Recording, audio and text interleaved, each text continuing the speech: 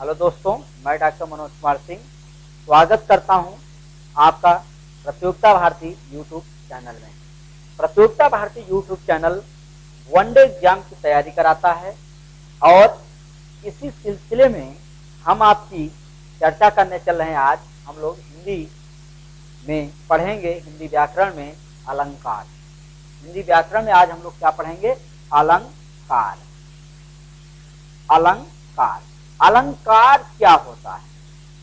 अलंकार जो है अलम धन कार से मिलकर बना है। अलम धन कार से मिलकर बना है। अलंकार जो है अलम धन कार से मिलकर बना है। अलंकार क्या है? काव्य की शोभा बढ़ाने वाले तत्वों को अलंकार कहते हैं। अलंकार का शाब्दिक अर्थ होता है आभूषण। अलंकार का शाब्दिक अर्थ क्या होता है? आभूषण। अलंकार का शाब्दिक अर्थ होता है आभूषण या गहना, लेकिन साहित्य में इससे थोड़ा सा भिन्न अर्थ बताया जाता है। काव्य की शोभा बढ़ाने वाले तत्वों को अलंकार कहते हैं। अलंकार के प्रकार। अलंकार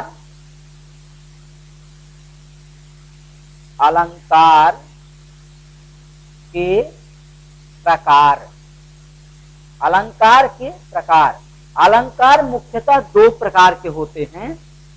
एक होता है शब्दालंकार, दूसरा होता है अर्थालंकार। दूसरा होता है अर्थालंकार। पहला होता है शब्दालंकार और दूसरा होता है अर्थालंकार। तो अलंकार के प्रकार दो हो गए, शब्दालंकार, अर्थालंकार। लेकिन आपको बता दें तीसरा अलंकार भी माना गया है, मान्यता प्राप्त हो गया है। अब उसको बोलते हैं उभयालंकार। उभयालंकार। अब शब्दालंकार की बात करें तो शब्दालंकार में आता है आपका यमक, प्लेस,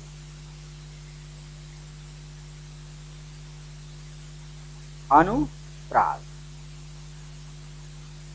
ये मुख्य रूप से तीन अलंकार इसमें आते हैं जो मान्यता प्राप्त हैं विशेष रूप से।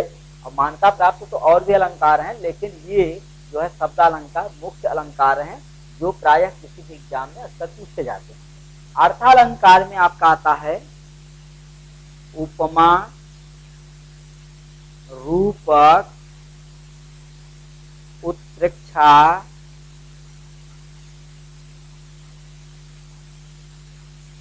प्रतीक,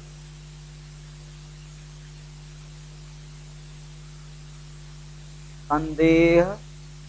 ये बहुत से अलंकार इसमें आते हैं अर्थालंकार में। शब्दालंकार को पहले समझ लीजिए क्या है।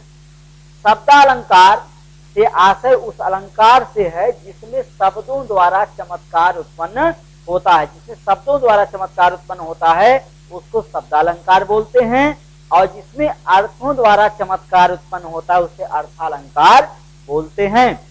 उभयालंकार से अब आप समझ गए होंगे शब्दा और अर्था दोनों अलंकारों के बीच का जो अलंकार होगा उसे बोलेंगे उभयालंकार। तो क्या बोलेंगे?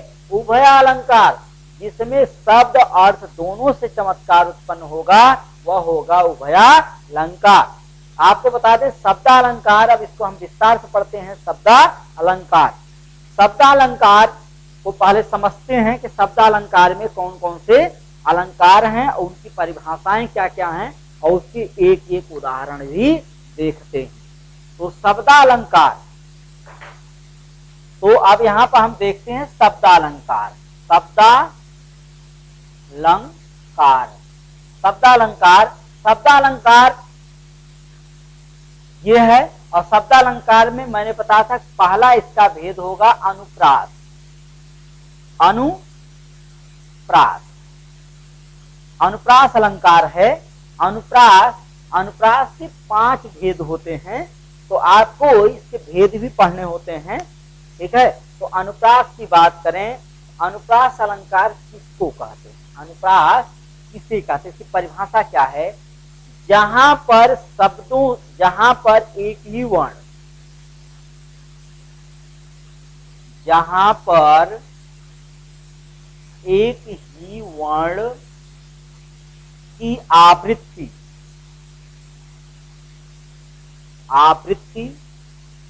बार बार हुई हो, बार बार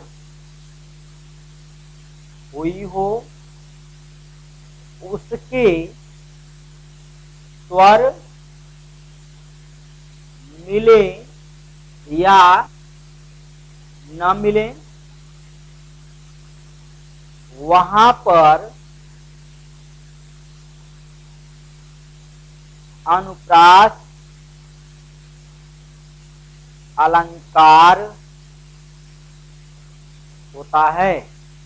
वहां पर कौन सा अलंकार होगा? अनुप्रास अलंकार होता है।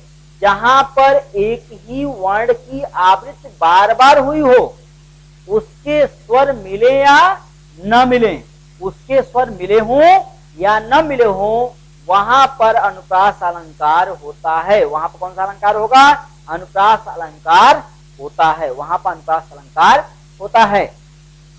वहां पर कौन सा अलंकार होगा? अनुप्रास अलंकार होता है। वहां पर अनुप्रास अलंकार होता है। जैसे इसका एक उदाहरण देखिए, जैसे उदाहरण देख लीजिए, क्या है?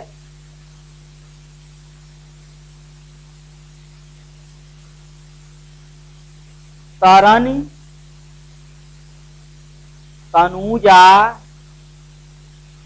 तट तमाल तरुवर बहुछाए, तरुवर बहु छाए। तरन तनुजा तत्तमाल तरुवर बहु छाए। अब आप देखिए कि यहाँ पर त की आवृत्ति हो रही है, यहाँ पर त की आवृत्ति हो रही है, यहाँ पर त की आवृत्ति हो रही है, यहाँ पर त की आवृत्ति हो रही है, और यहाँ पर भी त की आवृत्ति हुई है। 1 2 3 4 5 5 बार त की आवृत्ति हुई है। तरन तनुजा तट तमाल तरुवर बहु छाए। तो आप यहाँ पर देखिए कि तरन तनुजा तट तमाल, त की आवृत्ति बार बार हुई है, एक से अधिक बार आई है, त त त त त। इसलिए यहाँ पर क्या होगा? अनुप्रास अलंकार हुआ है। तरन तनुजा तट तमाल तरुवर बहु छाए। एक ही वर्ण, एक वर्ण है तो ऐसी की आवृत्ति बार बार होने के कारण यहाँ पर अनुप्रास अलंकार हुआ है। कौन सा अलंकार हुआ है? अनुप्रास अलंकार यहाँ पर हुआ है। तरन तनुजा तट तमाल तरुवर बहु छाए। तरन तनुजा तट तमाल तरुवर बहु छाए। अगर यहाँ पर एक ही वर्ण है और एक ही वर्ण की बार बार आवृत्ति होने के कारण यहाँ पर जो है अनुप्रास अलंकार हुआ है। समझ गए आप? इसका ये होता है, इसका स्पष्टीकरण आप देख सकते हैं। यहाँ पर बार बार एक ही वर्ण की आवृत्ति, त की बार बार आवृत्ति होने के कारण उपर्युक्त पद में क्या है? अनुप्रास अलंकार हुआ। अब समझ में आ गया? ये आपका अनुप्रास हुआ। अब दूसरा अलंकार देखिए, अनुप्रास। अनुप्रास के बाद आपका आता है दूसरा अलंकार, वह है आपका यमक। यमक, यमक का अर्थ युग्म या जोड़ा होता है, या जोड़ा होता है। यमक का अर्थ युग्म या जोड़ा होता है। यमक का अर्थ युग्म या जोड़ा होता है। अर्थात जहां पर एक ही वर्ण, अर्थात जहां पर एक ही शब्द की आवृत्ति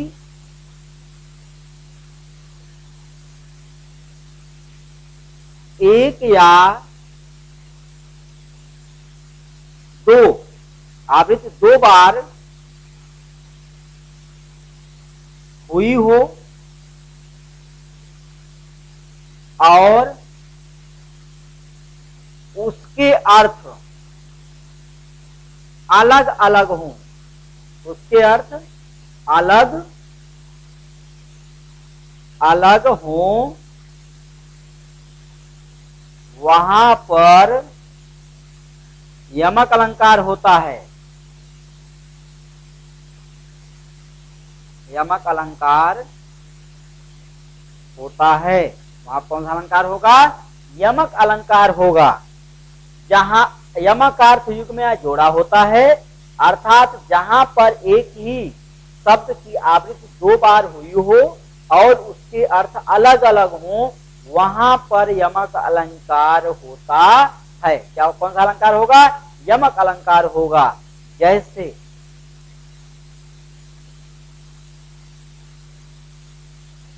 कनक,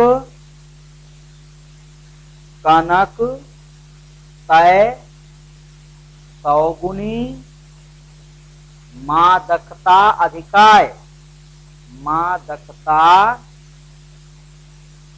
अधिकाय, वा खाए, बौराय, जग, वा पाए, बौराय। अब यहां पर देखिए कनक और कनक 2 बार एक ही शब्द आए हैं, 2 बार एक ही शब्द आए हैं, युग्म में आए हैं, जोड़े में आए हैं। अब यहां पर देखिए दोनों शब्द, एक कनक का अर्थ, कनक माने होता है धतूरा और दूसरे कनक का अर्थ है सोना।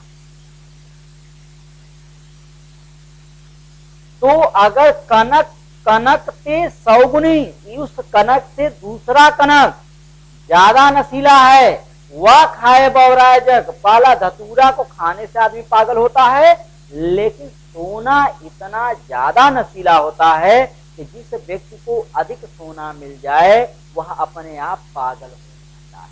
मतलब उसको समझ में नहीं आता है कि हम क्या करें, किसको क्या बोलें, किसको क्या कहें। मतलब वो अपनी बुद्धि को गर्व में बदल लेता है, घमंड में ला देता है, ईगो ला लेता है, जिसके कारण वो आदमी क्या होता है, अपने आप पागल जैसा व्यवहार करने लगता है। इस तरह से अब यहाँ पर देखिए कनक कनक दोनों 2 शब्द अलग अलग आए, अलग 2 शब्द आए हैं, इनके अर्थ जो है अलग अलग है। एक का अर्थ है धतूरा और दूसरे का अर्थ है सोना। तो यहाँ पर दोनों शब्द भिन्न भिन्न होने के कारण यहाँ पर कौन सा अलंकार हुआ है? यमक अलंकार हुआ है। कौन सा अलंकार हुआ है? यमक अलंकार हुआ है। अब इसका एक दूसरा उदाहरण देख लीजिए। सूर, सूर, तुलसी, शशि, सूर, सूर, तुलसी, शशि। यहां पर देखिए सूर, सूर 2 बार आया है। एक सूर का अर्थ होता है अंधा और दूसरे का अर्थ होता है सूर्य, और इसका दूसरा अर्थ निकाल सकते हैं सूरदास। और यहाँ पर जो अर्थ निकाला गया सूरदास के संबंध में निकाला गया है। ये पूरा पद है सूर, सूर, तुलसी, शशि, उदगन केशव दास, आज के कवि खद्योग सम जहाँ तहाँ करत प्रकाश। सूरदास को सूर्य के समान बताया गया है, जबकि तुलसीदास को चंद्रमा के समान बताया गया है। और उदगन माने होता है तारे, तारों के बराबर बताया गया है किसको?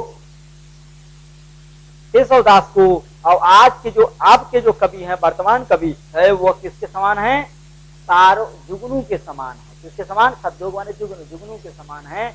जहाँ तहाँ करत प्रकाश, मतलब सूर तुलसी, मतलब सूरदास जी का दिन पर पूर्णाधिकार है, पूर्णतः प्रकाश करते हैं, और तुलसीदास जी रात के राजा हो जाते हैं, और केशव जो है अपना तारे के रूप में टिमटिमाते रहते हैं। लेकिन आज के कवि सब जो है किसके समान है? जुगनू के समान है।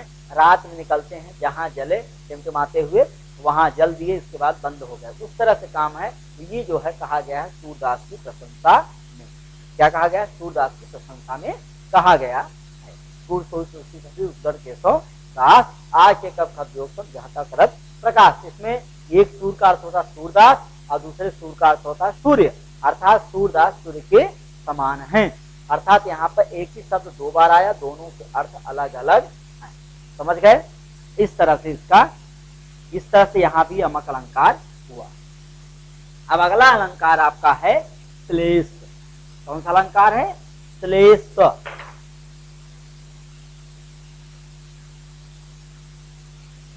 श्लेष, श्लेष का अर्थ होता है श्लिष्ट। क्या होता है? श्लिष्ट, श्लिष्ट या चिपका हुआ, श्लिष्ट या चिपका हुआ, श्लिष्ट या चिपका हुआ। समझ गए? इसका अर्थ होता है श्लिष्ट या चिपका हुआ। अब आप समझ लिए श्लिष्ट या चिपका हुआ इसका अर्थ होता है, इसका मतलब समझ लीजिए क्या है। श्लेष का मतलब श्लिष्ट या चिपका हुआ, किसी वाक्य में कोई वाक्य जो चिपक जाता है वहां पर श्लेष अलंकार होता है। इसकी परिभाषा है, जहां पर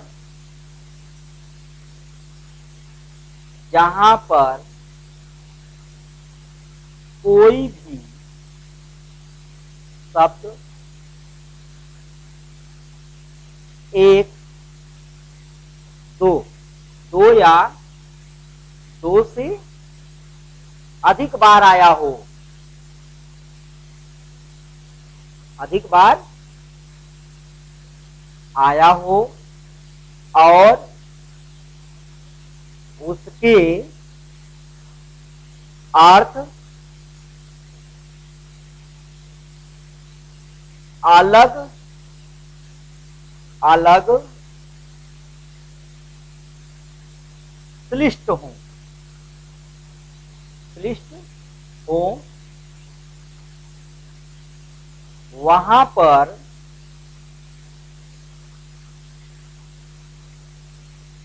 श्लेष अलंकार होता है। श्लेष अलंकार होता है, वहां पर क्या होता है? श्लेष अलंकार होता है, वहां पर श्लेष अलंकार होता है। उदाहरण देखिए, इसका उदाहरण देखिए। रहीमन, रहीमन पानी राखिए, बिन पानी सब सून, बिन पानी सब सून, पानी गए न उबरे, पानी गए न उबरे, मोती मानुष चून।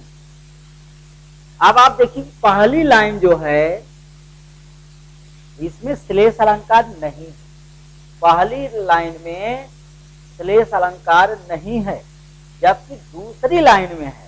इसमें देखिए पानी, अब पानी गए न उबरे मोती मानुष चून, यहाँ पर पानी के अर्थ आए हैं। यहाँ पर पानी के तीन अर्थ निकाले गए। पानी के कितने अर्थ निकाले गए? तीन अर्थ निकाले गए हैं। मोती में पानी से अर्थ है चमक, मनुष्य में इसका अर्थ होता है इज्जत, और चूना में इसका अर्थ होता है जल। अब आप सोचिए कि शब्द क्या है? पानी। पानी मनुष्य के संबंध में इज्जत में श्लिष्ट होगा, जबकि मोती के संबंध में चमक से श्लिष्ट होगा, और चूना के संबंध में जल से श्लिष्ट होगा, जल से श्लिष्ट होगा। इस तरह से ये शब्द हुआ है कि पानी के तीन अर्थ सृष्ट हुए हैं। वह भी मोती में सृष्ट होगा चमक, मनुष्य में इज्जत, और चूना में जल। आपको एक बात और बताते, जैसे आप सुने होंगे महिलाएं बोलती हैं गांव में, हम इस आभूषण का नाम देंगे, क्या ये सोने का है? नहीं, कहें ये सोने का नहीं है, चांदी का है, बट इसको हमने पानी चढ़वा लिया है सोने का। ठीक है, सुनार की दुकान पर जाएंगे तो पानी चढ़ाता है किसका? सोने का। पानी का अर्थ होता है चमक, सोने की चमक किसी धातु को दे देते हैं, इसी को बोलते हैं पानी चढ़ाना। ठीक है, तो पानी चमक होता था। अगर मोती से कभी चमक चली जाए तो वापस नहीं आती, मनुष्य से इज्जत चली जाए तो कभी वापस नहीं आती, और चूना से अगर जल एक बार सूख जाए तो दोबारा चूना में वो रासायनिक गुण नहीं बनते हैं। इसीलिए सूखा चूना का अलग सूत्र होता है और बुझे हुए चूने का अलग सूत्र होता है रसायन विज्ञान में। तो ये आप समझ लीजिए, ये आपके श्लेष अलंकार हो गया। अगर कोई समस्या आपको आती है जो अगर ये नहीं समझ में आता है तो आप निश्चित रूप से हमसे आप दोबारा कमेंट बॉक्स में पूछ लेंगे, हम पुनः इसको आपको बताएंगे। और तो मिलते हैं अगली क्लास में, और जिसमें हम आपको अलंकार का जो है दूसरा पार्ट बताएंगे, जिसमें आपके श्लेष अलंकारों की मतलब उसमें अर्थालंकार की हम चर्चा करें। ठीक है, तो लेते हैं विदा। और इसके लिए आप हमारे चैनल को निश्चित रूप से सब्सक्राइब कर लिए प्रतियोगिता भारती को, और इस पर बने रहें, और निश्चित रूप से आपको सफलता हम लोग दिलाएंगे।